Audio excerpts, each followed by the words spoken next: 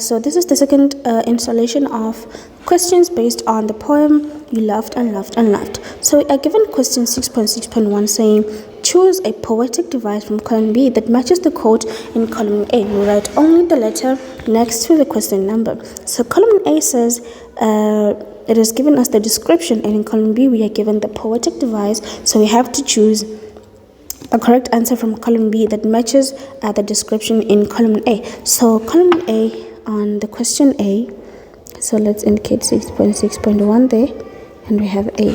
So A says a motor car misfiring. Motor car misfiring is an example of alliteration. So let's say B. Now, why do we say it is an example of alliteration? We are saying this because we have a repetition of a consonant sound. Consonant sound in this case is M. The M is repeated to show, to create an emphasis on that the car has an unpleasant sound, right? So we also have B. B is a choking cough. Now, choking cough is an example of an onomatopoeia. Now, why are we saying it is an example of an onomatopoeia?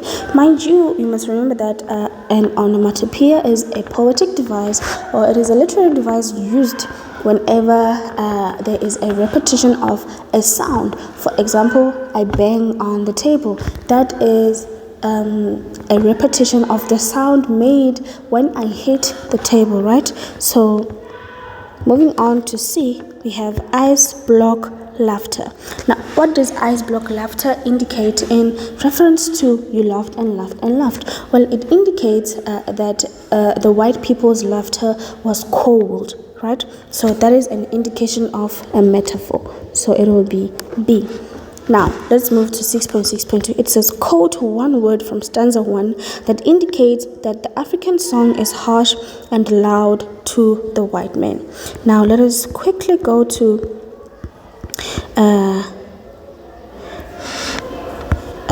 what does the question say again? Oh, it says, quote one word from stanza 1. So one word from stanza 1. Stanza 1 says that in your ears my song is a motor car misfiring, stopping with a choking cough, and you loved and loved and loved.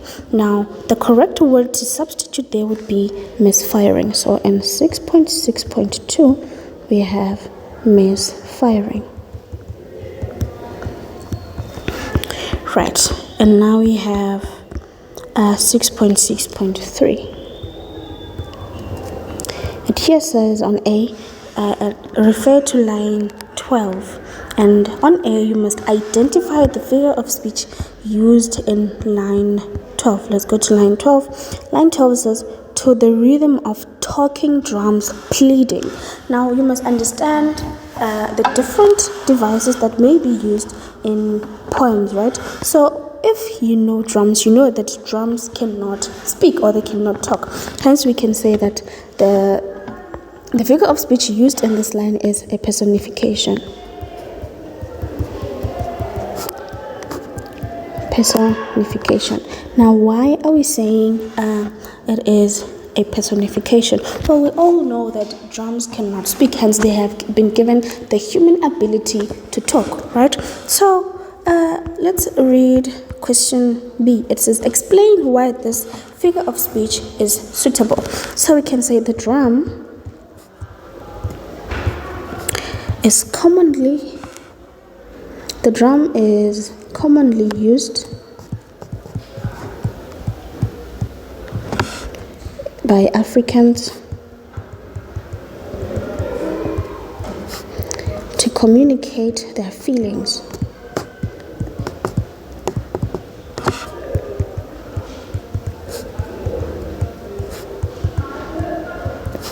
And emotions. These emotions are articulated through dance, through song, action, and then we can therefore say,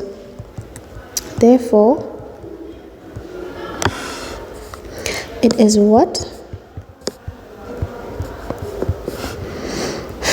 he will try, use to convince the white man to accept his culture.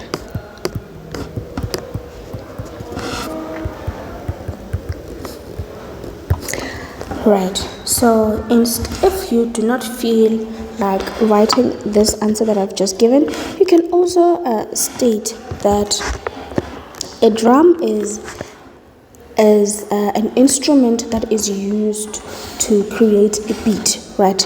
And in that beat, there is no talk. They cannot speak. So you can say that the personification simply indicates that the drum helps elaborate feelings that people have, or black people have, whenever they want to express, right? So you can say it is a commonly used instrument that articulates feelings, okay? And now we have 6.6.4. It says, in your own words, explain the white man's reaction to the pleading of the speaker. Well, the white man does not understand the African culture.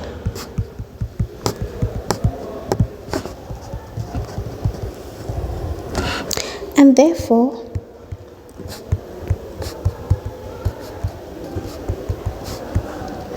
he simply closes his eyes. His eyes and heart for it.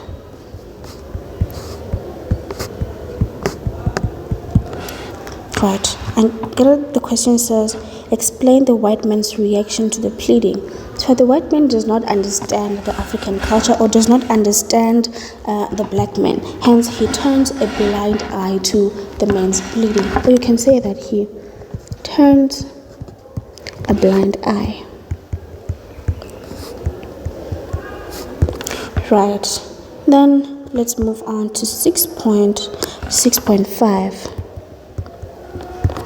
This question says, refer to lines 26 to 29, and in A, we must compare the laughter of the speaker to the white man he is talking to. So let us run to lines 26 to 29. 26 says, and now it's my turn to laugh. 27, but my laugh is not ice block laughter, for I know not cars, no, not ice blocks. So if we were to explain this, we would say that the laughter of the white man is cold. So the white man's laughter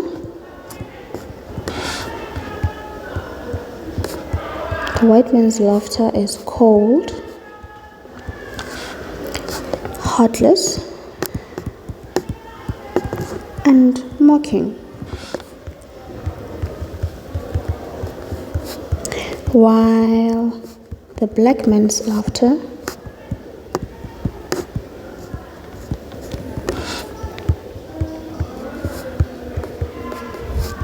is warm, honest, and signifies earthly things. Let me say earthly beings.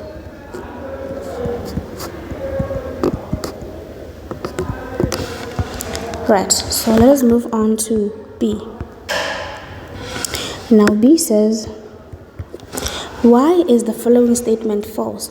When the speaker says he does not know about cars and ice blocks, he shows his ignorance.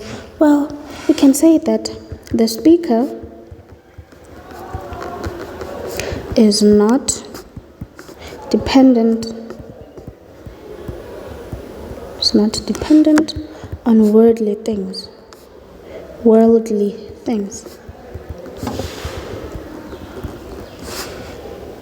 Because his knowledge is based on mystic and natural things. Hence, he is not being ignorant, he is being honest. Right, so we also have question 6.6.6. 6.6.6 says, refer to line 7. Use your own words to explain what the speaker means by omnivorous understanding. We have line 7. Where is line 7? Right, so line 7 says, your omnivorous understanding. Well, omnivorous understanding, the speaker means that the white man thinks that he knows everything.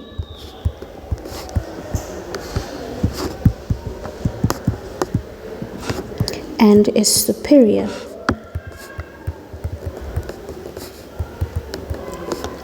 And exclusive.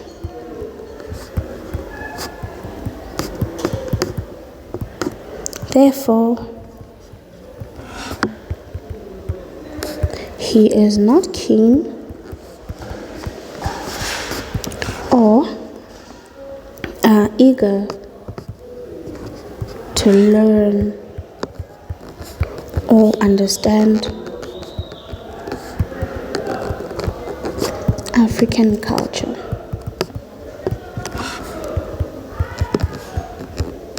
Or tradition. Right, let us move to question 6.6.7. 6.6.6.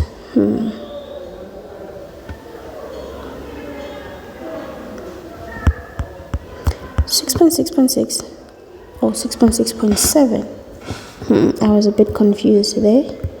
6.6.7. I have A. It says refer to lines 42 and 46, and A says discuss the tone found in the above lines. Well, 42 to 46. Lines 42 to 46. 42 says, and I answered, because my fathers and I are owned by the living warmth of the earth through our naked feet. But we can say that the tone used in these lines is humble and powerful tone.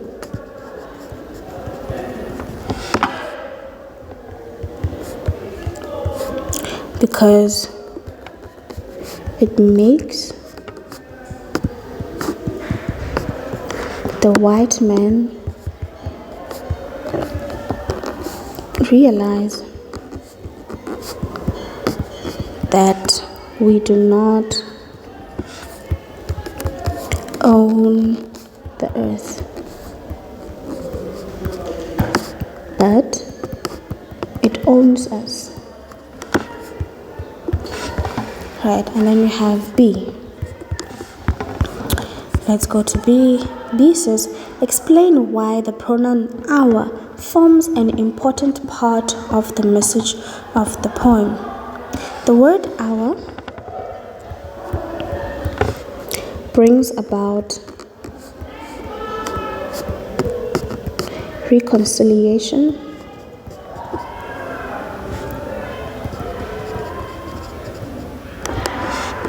meaning that the two cultures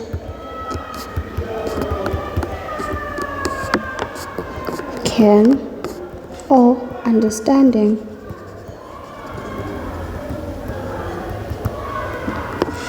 the reason for their existence.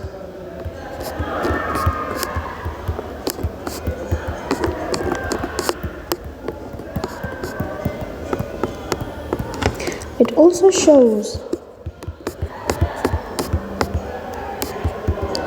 that the world or earth is equally, let's say, we can say that the world is equally habituated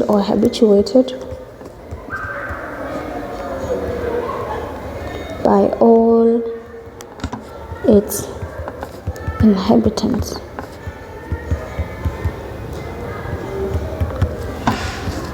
Right, and you can also say that we are one. And that is the end of the answering of the second set of questions based on the poem you loved and loved and loved. I hope that was really helpful. If there's anything you understand, you may type in the comments and we will come by and assist you. Bye.